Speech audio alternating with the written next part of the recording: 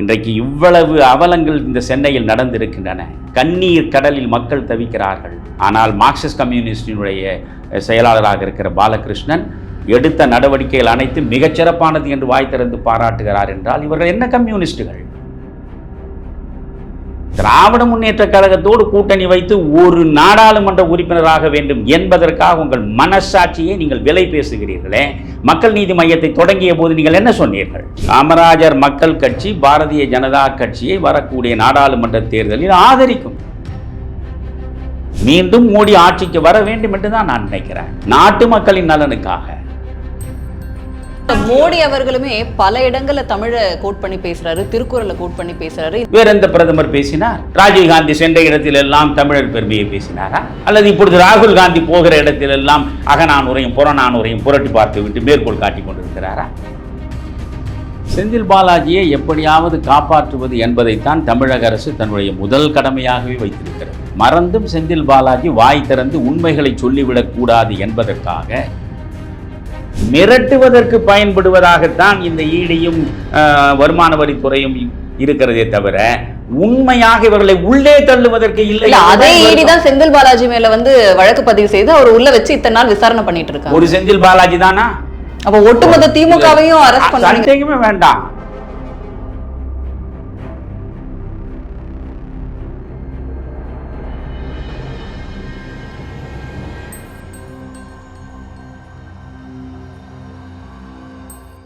இரண்டாயிரத்தி 24 தேர்தல் வர இருக்குல்ல சார். இப்போ இவங்க ஒரு கூட்டணியில இருக்காங்க, இந்தி கூட்டணி அப்படின்னுட்டு. இந்த கூட்டணியோட வலு எப்படி இருக்குன்னு நீங்க நினைக்கிறீங்க? அதுதான் கடந்த 5 மாநில தேர்தலையே பார்த்துட்டு இன்னைக்கு முன்னாள் அமைச்சர் ஜெயக்குமார் அவர்கள் ஒரு பிரஸ் மீட்ல கொடுத்திருக்காரு. அவங்க காங்கிரஸ் அவங்கள ஏத்துப்பாங்க, பாஜகவுக்கு கதவை க்ளோஸ் பண்ணிட்டோம், இப்போ காங்கிரஸோட கூட்டணிக்கு போக தயாரான மனநிலைமையில இருக்கிற மாதிரி ஒரு பிரஸ் மீட் கொடுத்திருக்காரு. கதவை திறந்து வைத்துக் கொண்டு வாராய் என்று பாடுவதற்கு யாருக்கும் உரிமை இருக்கிறது. அந்த இடத்தில் சென்று சேருவதற்கு யார் யார் தயாராக இருக்கிறார்கள் என்று விரைவில் தெரிந்துவிடும். இன்னும் ஒரு 4 மாதம் தானே இருக்கிறது தேர்தல் வருவதற்கு. எனவே காங்கிரஸ் என்ன கார் உள்ளளவும் கடல் நீர் உள்ளளவும் கழகத்தோடு தான் நாங்கள் கட்டுண்டு கிடப்போம் என்று வாக்குறுதி வழங்கிவிட்டு அங்கே நிற்கிறார்கள். இல்ல, இதுக்கான விளைவு 5 மாநில தேர்தலுக்கு பிறகு இந்த மாதிரியான கூட்டணி பிளவுகள் அப்படிங்கிறது நடக்குதுன்னு நீங்க நினைக்கிறீங்க? ஏன்னா அந்த கூட்டணியில் இருக்கக்கூடிய வேல்முருகன் என்றவர் அவருமே திமுகக்கு எதிராக தான் பேசியிருக்காரு. அப்போ அந்த திமுக கூட்டணி அப்படிங்கிறது உடைதான் இப்போ இந்த தேர்தலுக்காக. இல்லை, இதையெல்லாம் கொள்கையின் அடிப்படையில் லட்சியத்தின் அடிப்படையில் மக்கள் நலன் சார்ந்து ஒரு கூட்டணி அமைத்திருந்தால் அவர்களை பற்றியெல்லாம் நாம் பேசலாம். கம்யூனிஸ்ட் கட்சி எப்பேற்பட்ட போராளிகளின் இடமாக இருந்தது இல்லையா? அந்த கம்யூனிஸ்ட் கட்சியே 20 கோடிக்கு தங்களை அடகு வைத்துவிட்ட கட்சியாக மாறிவிட்டதே, அதன் நிறம் மாறிவிட்டதே. இன்றைக்கு இவ்வளவு அவலங்கள் இந்த சென்னையில் நடந்திருக்கின்றன. கண்ணீர் கடலில் மக்கள் தவிக்கிறார்கள். ஆனால் மார்க்சிஸ்ட் கம்யூனிஸ்டினுடைய செயலாளராக இருக்கிற பாலகிருஷ்ணன் எடுத்த நடவடிக்கைகள் அனைத்தும் மிகச்சிறப்பானது என்று வாய் திறந்து பாராட்டுகிறார் என்றால் இவர்கள் என்ன கம்யூனிஸ்டுகள்? ஏழைக்கும் பாழைக்கும் அனாதைக்கும் அகதிக்கும் ஆதரவாக குரல் கொடுக்க வேண்டியதல்லவா கம்யூனிஸ்டுகளின் அடிப்படை இலக்கணம். ஆனால் தங்களுடைய சுயநலத்திற்காக அவர்கள் கொடுக்கக்கூடிய 2 நாடாளுமன்ற தொகுதிகளுக்காக அல்லது நாளைக்கு வரக்கூடிய சட்டமன்ற தேர்தலில் ஒரு 10 இடங்களை அவர்கள் தாரை பார்க்கிறார்கள் என்பதை கையேந்தி பெறுவதற்காக. இல்ல, இதுல கமலஹாசன் அவர்களும் ஒரு இது சொல்றாங்க. கமலஹாசனை பற்றி இந்த மாதிரி நேரத்துல நம்ம கவர்மெண்ட்டுக்கு துணையா நிக்கணும். அவர் துணையாக நிற்கட்டும், அவர் எந்த நேரத்திலும் துணையாக நிற்கட்டும். கமலஹாசனுடைய அடிப்படை தேவை என்ன? அவருடைய படங்களுக்கு பொருளாதார சிக்கல் இல்லாமல் இருக்க வேண்டும். புரிகிறதா? அவர் வரிசையாக ஒரு 10 படம் எடுப்பதற்கு முனைவார்.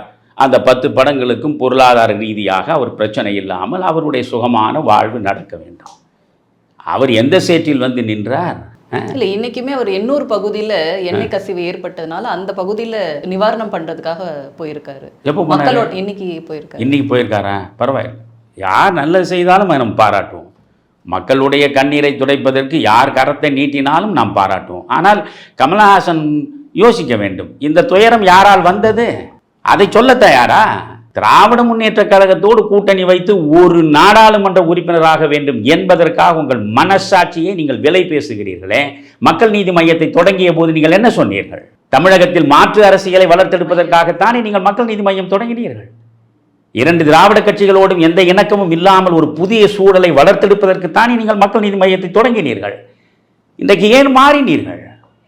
உங்கள் சொந்த ஆதாயத்திற்காக நீங்கள் மாறுகிறீர்கள்.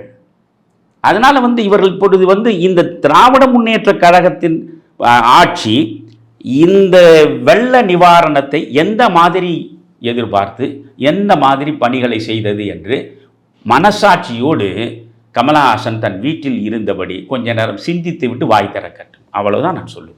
திடீரென அண்ணாமலை அவர்களை நீங்கள் மீட் பண்ணி பேசியிருக்கீங்க. அண்ணாமலை அவர்கள் அது பதிவாக எக்ஸ் தளத்தில் பதிவிட்டிருக்காங்க.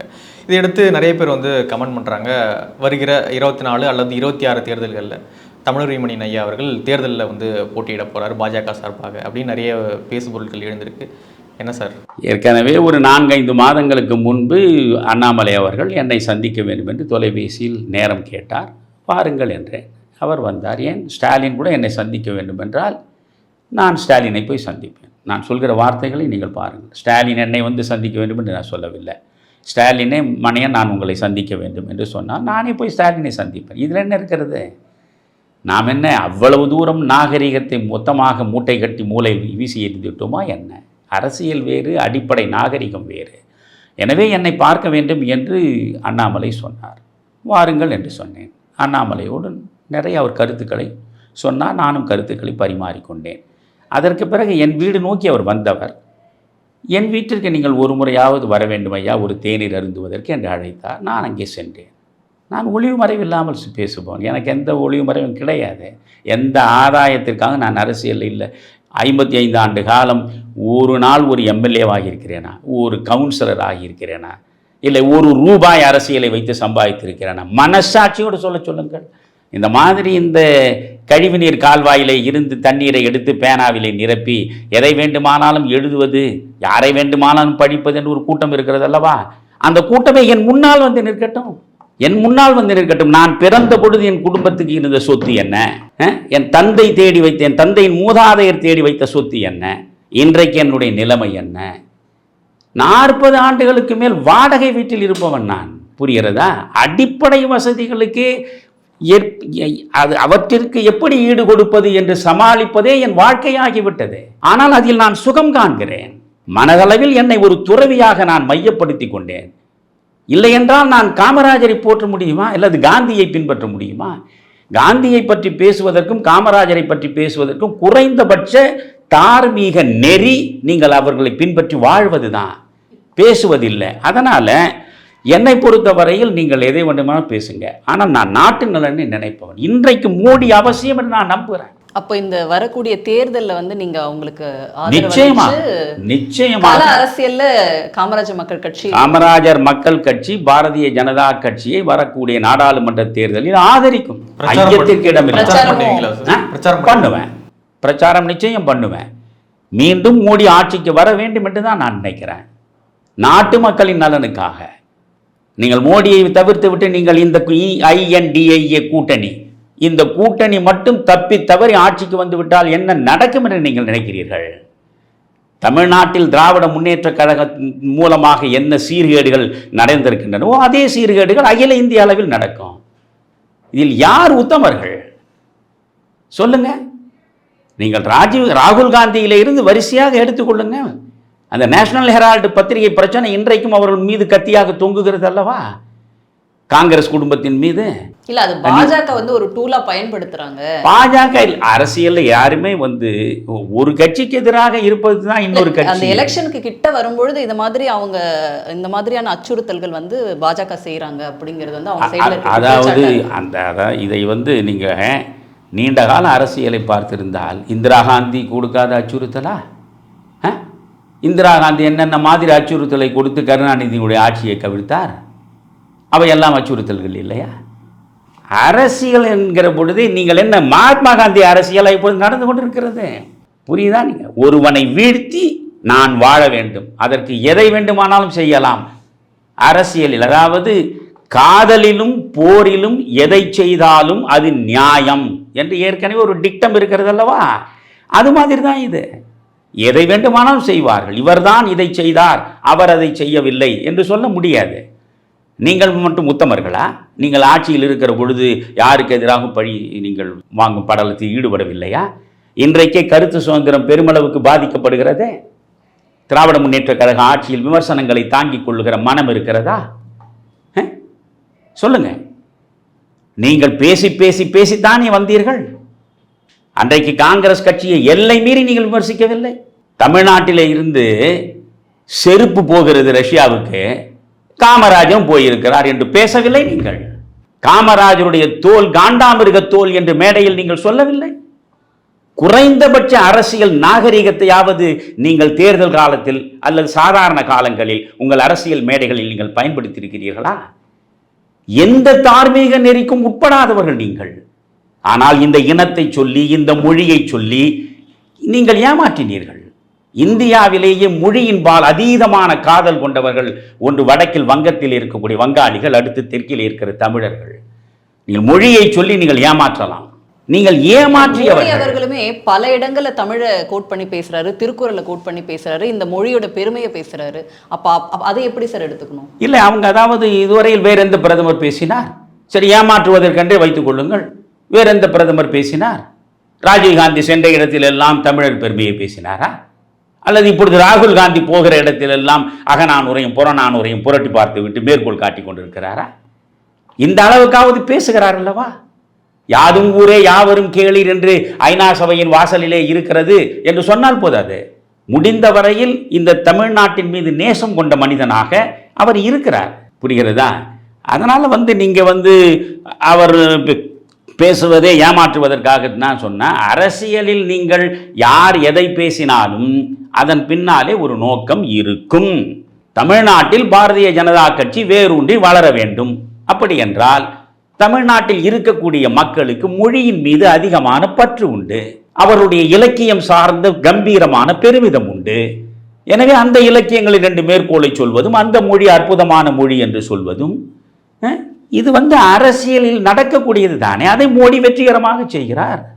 இதன் மூலம் தமிழனுடைய இலக்கியமும் தமிழனுடைய பெருமையும் உலகளாக போய் சேருகிறதா? அதை நான் பார்க்கிறேன். செந்தில் பாலாஜி அவர்களுடைய ஜாமீன் மனு தொடர்ச்சியாக மறுக்கப்பட்டுக்கிட்டே இருக்குது. அவர் ஹாஸ்பிட்டலிருந்து நீதிமன்றத்தில் ஆஜராகிறாரு. அப்படி இருந்துமே நீதிபதிகள் அவருக்கு ஜாமீன் வழங்க மறுக்கிறாங்க. என்ன சார் காரணம்? என்ன நடக்குது? செந்தில் பாலாஜியை எப்படியாவது காப்பாற்றுவது என்பதைத்தான் தமிழக அரசு தன்னுடைய முதல் கடமையாகவே வைத்திருக்கிறது. மறந்தும் செந்தில் பாலாஜி வாய் திறந்து உண்மைகளை சொல்லிவிடக்கூடாது என்பதற்காக எந்தெந்த வகையில் செந்தில் பாலாஜியை மகிழ்ச்சிப்படுத்துவது என்பதுதான் இன்றைக்கு தமிழக அரசினுடைய மிக முக்கியமான குறிக்கோளாக இருக்கிறது. அதனாலே தான் தொடர்ந்து அவர்கள் ஜாமீனை பெறுவதற்காக முயற்சி எடுக்கிறார்கள். ஒவ்வொரு முறையும் அந்த முயற்சி தோற்றுவிடுகிறது. இந்த செந்தில் பாலாஜிக்கு சகலவிதமான வசதிகளையும் சிறைத்துறை அதிகாரி வழங்குவதை நீங்கள் பார்த்தால், அமரேஷ் புகாரி அவர் சிறைத்துறை டிஜிபி, அவர் அதை ஏற்கவில்லை. ஒரு சிறையில் வரக்கூடிய கைதி எப்படி நடத்தப்பட வேண்டுமோ அப்படித்தான் இவர் செந்தில் பாலாஜி நடத்தப்பட வேண்டுமே தவிர இவருக்கு பல்வேறு சிறப்பு சலுகைகளை தருவது நியாயமில்லை என்று அவர் சொன்னதன் விளைவாக அங்கே செந்தில் பாலாஜிக்கு ஆதரவாக இருக்கக்கூடிய அதிகாரிகளுக்கும் இவருக்கும் இடையே ஏற்பட்ட கருத்து மோதலின் விளைவாக உடனடியாக அங்கிருந்து அவர் தூக்கி அடிக்கப்படுகிறார். சட்டம் அனைவருக்கும் சமம். குற்றவாளி என்றுதான் அவர் சிறைக்கு வந்திருக்கிறார். எனவே சிறையில் குற்றவாளியாக இருக்கக்கூடிய அவருக்கு சிறப்பு சலுகைகள் கூடாது என்று தடுத்தவர் சிறைத்துறை அதிகாரி, அந்த டிஜிபியாக இருந்த அமரேஷ் புஜாரி. அந்த அமரேஷ் புஜாரியை உடனடியாக அங்கிருந்து இவர்கள் இடம் மாற்றுகிறார்கள். எங்கே மாற்றுகிறார்கள்? தமிழக அரசின் காகித ஆலையில் கொண்டு போய் அவரை தள்ளுகிறார்கள். இதுதான் இந்த தமிழ்நாடு அரசினுடைய லட்சணம். யாருக்கு ஆதரவாக இந்த அரசு இருக்கிறது, யாரை காப்பாற்ற இந்த அரசு இருக்கிறது என்று. அதே நேரத்தில் இன்னொரு செய்தியும் உங்களுக்கு நான் சொல்கிறேன். நீங்கள் திருப்பூரை பொறுத்த வரையில் அங்கே பிரமோத்குமார் என்று ஒருவர் காவல்துறை அதிகாரி. அந்த பிரமோத்குமார் 2.5 கோடி ரூபாய் ஒருவரை கடத்தி வைத்து நிர்பந்தித்து வாங்கியிருக்கிறார். பாசி என்ற ஒரு நிறுவனம் சட்டத்திற்கு புறம்பாக மோசடி நிறுவனமாக செயல்பட்டது என்கிற அடிப்படையில் அந்த நிறுவனத்தினுடைய பெண் இயக்குனரை கடத்தி நிர்பந்தித்து 2.5 கோடி ரூபாய் அவர் பெற்றதாக புகார். அவன் மீது சிபிஐ வழக்கு இருக்கிறது. சிபிஐ சிறப்பு விசாரணை நடக்கிறது. என்னை விடுவிக்க வேண்டும், நான் குற்றவாளி இல்லை என்று இவர் சொல்லுகிற பொழுது சிபிஐ சிறப்பு நீதிமன்றம் அதை நிராகரித்து விட்டது. அப்படி சிபிஐ சிறப்பு நீதிமன்றம் நிராகரித்த மனிதன் 2.5 கோடி ரூபாயை தவறான முறையில் லஞ்சம் பெற்றதாக வழக்கு நடக்கக்கூடிய நிலையில் அவர் பதவி உயர்வு பெறுகிறார். அப்படி என்றால் இந்த அரசு யாருக்கு உதவியாக இருக்கிறது? எனவே இந்த அரசு என்பது முழுக்க முழுக்க அடிப்படை நியாயங்களுக்காக இல்லை, எந்த விதமான தர்ம நியாயங்களுக்கும் உட்பட்டு இந்த அரசு செயற்படவில்லை. எனவே இந்த அரசு அகற்றப்பட வேண்டும் என்று எதற்காக நாம் சொல்கிறோம்? எனக்கு என்ன ஸ்டாலின் மீது தனிப்பட்ட பகையா? ஒன்றும் கிடையாது. ஊழல்வாதிகளின் உறைவிடமாக இருப்பது திமுக கழகம், ஊழல்வாதிகளை அமைச்சர்களாக உட்கார வைத்து அழகு பார்ப்பது திமுக கழகம், ஊழல் செய்யக்கூடியவர்களுக்கு அனுசரணையாகவே வளைந்து கொடுப்பது நம்முடைய மாண்புமிகு முதல்வர். இவற்றையெல்லாம் யோசிக்கிற பொழுது இந்த ஆட்சி மக்களுக்கு தேவைதானா என்று நாம் நினைக்க வேண்டி இருக்கிறது. ஒருவேளை செந்தில் பாலாஜி அவர்கிட்ட அந்த அமைச்சர் பதவி மட்டும் இல்லாமல் இருந்திருந்தா இந்த அளவுக்கு சலுகைகள் போய் சேர்ந்திருக்காது அப்படின்னு நினைக்கிறீங்க? இல்ல, அவர் சலுகைகளை பெற வேண்டும் என்பதற்காகத்தானே இலாக்கா இல்லாத அமைச்சராக நீடிக்கிறார். இல்ல, அது கோர்ட்டு தலையிட்டு சொன்ன பிறகும் அதுக்கான முடிவு வரவே இல்லையே. நீதிமன்றம் பரிந்துரை தான் செய்ய முடியும். இப்படி தார்மீக நெறிக்கு உட்பட்டு பார்த்தால் அவர் அமைச்சராக நீடிப்பது எந்த வகையிலும் பொருந்தாது என்று நீதிமன்றம் வாய்மொழியாக சொன்ன பிறகும் அதை பற்றி சிறிதும் கவலைப்படாமல் அந்த செந்தில் பாலாஜியை நீங்கள் வைத்துக் கொண்டிருக்கிறீர்கள். எ மினிஸ்டர் வித்தவுட் போர்ட்ஃபோலியோ. எந்த இலாக்காவும் இல்லாமல் ஒரு அமைச்சர் இந்த நாட்டுக்கு தேவையா? ஒரு அமைச்சருக்கு உரிய அத்தனை வசதிகளும் அவருக்கு உண்டு. புரிகிறதா? அவருக்கு என்ன, அவர் இருக்கக்கூடிய அவ்வளவு பெரிய வீட்டில் இருந்து அவர் வெளியேற்றப்படுவாரா? அவருக்கு வீடு உண்டு, கார் உண்டு, வசதி உண்டு, ஊதியம் உண்டு, அனைத்தும் உண்டு. சொல்லப்போனால் மறைமுகமாக மற்ற மந்திரிகளை விட கூடுதலான அதிகாரமும் உண்டு. அந்த அளவுக்கு நீங்கள் செந்தில் பாலாஜியை காப்பாற்றுவதற்கு என்ன காரணம்? இது ஒரு ஊழல் மலிந்த அரசு, ஊழல்வாதிகளின் உறைவிடமாக இருக்கக்கூடிய ஆட்சி என்பதற்கு இதைவிட வேறு சாட்சி உங்களுக்கு எது தேவை? அதனால் இவற்றையெல்லாம் பொதுமக்கள் பார்வையில் கொண்டு போய் வைக்க வேண்டும். பொதுமக்கள், அதுதான் ஊடகங்களுடைய முக்கியமான பணியாக இருக்க வேண்டும். நான் என்ன சொல்கிறேன், ஒரு அரசு என்ன தவறுகள் செய்கிறதோ அந்த தவறுகளை மக்களிடம் கொண்டு போய் சொல்ல வேண்டும். ஒரு அரசு நல்லனவற்றை செய்தால் அதையும் நீங்கள் மறவாமல் மக்களிடம் கொண்டு போய் சொல்ல வேண்டும். ஒரு கட்சி மிக மோசமான முறையில் இந்த ஆட்சியை எந்த தர்ம நியாயமும் இல்லாமல் விமர்சித்தால் அந்த விமர்சனம் சரியில்லை என்பதையும் நீங்கள் சொல்ல வேண்டும். தமிழறிவு மணியன் வாய் திறந்து சொல்வதெல்லாம் அப்படியே சரி என்று உங்கள் மனசாட்சி ஒப்புக்கொண்டால் நீங்கள் அதை போடலாம். இவையெல்லாம் வெறும் உளறல்கள், இவற்றில் உண்மையே கிடையாது என்றால் நீங்கள் அதை புறந்தள்ளலாம். ஏனென்றால் ஊடகங்களுக்கு மிக முக்கியமான பொறுப்புணர்வு இருக்கிறது. எது சரி எது தவறு என்று எல்லா மக்களும் சிந்தித்து பார்ப்பது இல்லை.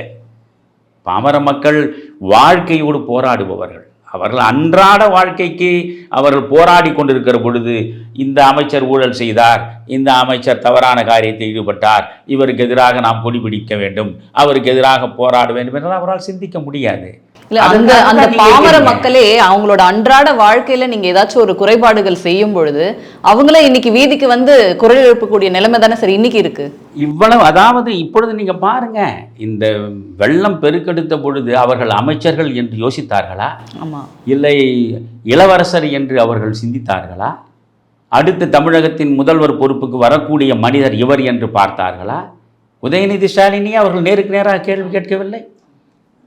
நம்முடைய அறநிலையத்துறை அமைச்சர் சேகர் பாபுவை நிற்க வைத்து அவ்வளவு பெரிய கூட்டம் சுற்றி சூழ்ந்து கொண்டு கேள்வி கணைகளை வீசவில்லை. அந்த அளவுக்கு கொந்தளித்திருக்கிறார்கள். ஆனால் இவர்கள் ரொம்ப மகிழ்ச்சியாக இருக்கிறார்கள். இவையெல்லாம் காலநடையில் மறந்து போகும். பப்ளிக் மெமரி ஷார்ட் என்று ஆங்கிலத்தில் சொல்வான். மக்கள் எதையுமே விரைவாக மறந்துவிடக்கூடியவர்கள். ஏற்கனவே அண்ணா அவர்கள் சொல்லியிருக்கிறார் அல்லவா, காட்ட வேண்டியதை காட்டி பெற வேண்டியதை பெறுவோம் என்று. இது திராவிட முன்னேற்ற கழகத்தின் புகழ்பெற்ற வாசகம். அது நாங்கள் காட்ட வேண்டியதை காட்டி பெற வேண்டியதை பெறுவோம் என்று. இவர்கள் என்ன நினைக்கிறார்கள்? நாம் தேர்தல் வருகிற பொழுது காட்ட வேண்டியதை காட்டுவோம், கொட்ட வேண்டியதை கொட்டுவோம், மக்கள் அத்தனை காயங்களையும் மறந்துவிட்டு நம் பின்னாலேயே மந்தையாக நிற்பார்கள் என்ற ஒரு கனவில் இருக்கிறார்கள். ஆனால் இந்த முறை அது நடக்காது. என்றால் மிக மிக ஆழமாக மக்கள் ரணப்பட்டு விட்டார்கள். எல்லா நம்பிக்கைகளும் அவர்களுக்கு பொய்த்து விட்டது. ஒரு பெண்மணி பேசுகிறார், ஊடகத்தில் தான் பார்த்தேன், நீங்கள் விடியலாட்சி விடியலாட்சி என்று சொல்லி கொண்டு வந்தீர்களே, இதுதான் விடியலா? நாங்கள் இப்படி கண்ணீரோடு தவித்து நின்று கொண்டிருக்கிறோமே, எங்களை பார்ப்பதற்கு கூட வரவில்லையே நீங்கள், எங்கள் துக்கத்தை விசாரிப்பதற்கு கூட உங்களுக்கு நேரம் இல்லையே, இதுதான் விடியலா என்று மக்கள் கண்ணீர் கரை புரள அழுகிற காட்சிகளை எல்லாம் இவர்கள் பார்க்கவில்லையா? எனவே இவற்றையெல்லாம் காலநடையில் மறந்து விடுவார்கள். இன்றைக்கு ஒரு 6000 நிவாரண நிதியாக கொடுப்போம், நாளைக்கு பொங்கல் வரும், பொங்கலுக்கு ஒரு 4000 ரூபாயை கொடுப்போம், இப்படி கொடுத்து கொண்டே இருப்போம். தேர்தல் வரும், தேர்தலில் ஒரு தலைக்கு இவ்வளவு என்று விலை வைப்போம். நான் எவ்வளவு தூரம் உண்மை என்று எனக்கு தெரியாது, ஆனால் அவர்கள் ஒரு கணக்கு வைத்திருப்பதாக நான் கேள்விப்பட்டேன். ஒரு குடும்பத்திற்கு 25,000 ரூபாய் தருவது தேர்தலுக்கு. ஆமாம், தேர்தல் வருகிற போது ஒரு குடும்பத்திற்கு 25,000 ரூபாய் 1 கோடி குடும்பத்திற்கு தருவது. அதெல்லாம் அவர்கள் விஞ்ஞான ரீதியாக செயற்படக்கூடியவர்கள். அவர்கள் விஞ்ஞான ரீதியாக ஊழல் செய்வார்கள், விஞ்ஞான ரீதியாக மக்களை ஏமாற்றுவார்கள், விஞ்ஞான ரீதியாகவே அத்தனை வேலைகளும் ஈடுபடுவார்கள். 1 கோடி குடும்பம், ஒரு குடும்பத்தின் 4 பேர் உறுப்பினர்கள் வாக்காளர்களாக இருக்கான்னு வைத்துக் கொள்ளுங்கள். இன்றைக்கு 8 கோடிக்கு மேற்பட்ட மக்கள் தொகை, இதில் 6 கோடிக்கு மேற்பட்டவர்கள் வாக்காளர்கள். 6 கோடி வாக்காளர்களில் நீங்கள் 1 கோடி குடும்பத்திற்கு 25,000 கொடுத்தால் என்ன ஆயிற்று? 25,000 கோடி. 25,000 கோடியை நீங்கள் செலவழித்து 1 கோடி குடும்பங்களின் வாக்குகளை பெற்றுவிட்டால் எல்லாம் ஒன்றும் இல்லாமல் போய்விடும். ஒரு எதிர்ப்பும் இருக்காது. கம்பீர நடை போட்டு ஸ்டாலின் அவர்கள் ஒரு பக்கமும் உதயநிதி அவர்கள் மறுபக்கமும் மக்கள் முன்னாலே தோன்றுவார்கள் என்ற ஒரு மனோபாவத்தில் அவர்கள் இருக்கிறார்கள். அவர்கள் 25,000 கோடி கொடுக்க போகிறார்களா இல்லையா எனக்கு தெரியாது. ஆனால் பரவலாக சொல்லப்படுவது, இவர்கள் ஏற்கனவே இந்த பூத் கமிட்டிஸை மண்டலம் வாரியாக அவர் கூட்டம் போடுகிற பொழுதே இதற்கான ஏற்பாடுகள் எல்லாம் முறையாக நடந்து கொண்டிருப்பதாக சொல்கிறார்கள். ஏனென்றால் தேர்தல் வருகிற போதுதான் இந்த தேர்தல் கமிஷன் கண் விழித்துக் கொள்ளும். தேர்தல் கமிஷன் எங்கே கண் விழிக்கிறது? சென்ற தேர்தலில் நீங்கள் இந்த ஈரோடு இடைத்தேர்தல் நடந்ததே, ஒரு காரில் உட்கார்ந்து கொண்டிருக்கிறார், ஒவ்வொருவரையும் அழைக்கிறார், பெட்டியை திறந்து வைத்துக் கொள்கிறார். நான் அதை ஒரு காட்சி ஊடகத்தில் பார்த்து ஆச்சரியப்பட்டேன். திறந்து வைத்துக் கொள்கிறார். தூரத்தில் ஒரு காவல்துறை போலீஸ்காரர் அவர் நின்று பார்த்து கொண்டிருக்கிறார். ஒவ்வொருவராக வருகிறார். வருகிற போது ஒரு எண்ணி எண்ணி கொடுக்கிறார், வாங்கி கொண்டே போகிறார். இதை தேர்தல் கமிஷன் பார்க்கவில்லையா? முதல் தவறு இந்த நாட்டை பொறுத்தவரையில் தேர்தல் கமிஷன். 2வது தவறு இந்த மத்திய அரசு. நான் தெளிவாக சொல்கிறேன், நான் பாஜகவை ஆதரிக்கிறேன், மோடி மீண்டும் பிரதமராக வேண்டும் என்று சொல்கிறேன். ஆனால் நான் கேட்பது, இத்தனை ஊழல்வாதிகளுக்கும் எதிராக நீங்கள் என்ன நடவடிக்கை எடுக்கிறீர்கள்? ஜெகத் ரட்சகன் வீட்டுக்கு போனீர்கள், கோடி கோடியாக நீங்கள் எடுத்தீர்கள், பிறகு என்ன ஆயிற்று? பொன்முடி வீட்டுக்கு போகிறீர்கள், கோடி கோடியாக நடந்துட்டு தானே சார் இருக்கு. என்ன நடக்கிறது? ஜெகத் ரட்சகனுக்கோ இல்ல பொன்முடிக்கோ இவங்களோட வழக்குகள் அப்படின்னு தொடர்ந்து நடக்குது. விசாரணை அப்படிங்கிறது விசாரணை.